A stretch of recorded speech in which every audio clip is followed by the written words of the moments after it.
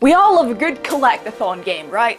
Nobody can say no to showing your friends how you're better than them at a Super Mario game, and everybody loves the satisfying feeling of 100% completing a collectathon. Collectathon games have been around for ages, the likes of Super Mario 64, Donkey Kong 64, and Banjo-Kazooie, all for the 90s, being pretty popular in their time. And it's not just a thing of nostalgia, new collectathons are still being made and developed, with 2017's Snake Pass, 2017's Yooka-Laylee, and 2010's Tasty Planet back for seconds.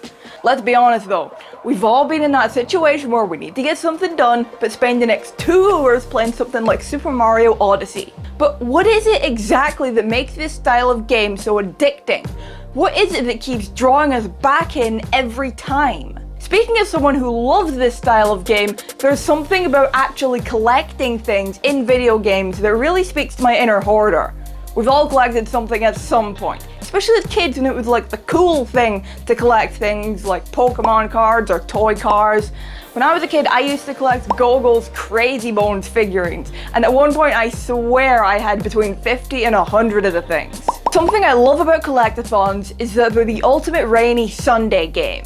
It doesn't even have to be raining or Sunday. But the unfortunate thing is that these days there aren't that many rainy Sunday I can't be arsed to play with friends games being made due to online multiplayer games like PUBG, Fortnite, and Apex Legends being the big moneymakers of the gaming industry. I mean, that's all fine and good, but can you feel the same satisfaction winning a round of any of these games as you can feel when you 100% complete a collectathon? The one thing I find most collectathons have in common is their background music. It's usually always relaxing, chill music that suits the style of game it is and the situation you're normally playing it in.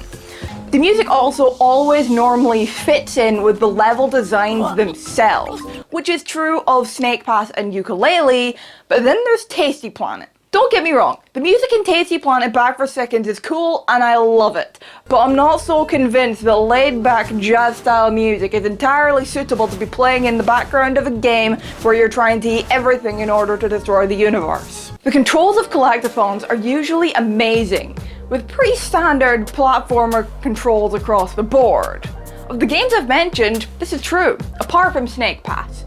Since in Snake Pass you play as Noodle the Snake and have to slither around the place, this does make the control mechanism slightly different.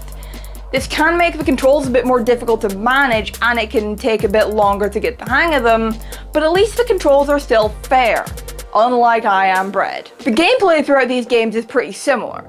You're tasked to collect certain objects and get as high a score as possible. While this can make for a fun, laid-back and relaxed gaming session, the one issue is it can get a bit repetitive after a while, and these games are no different.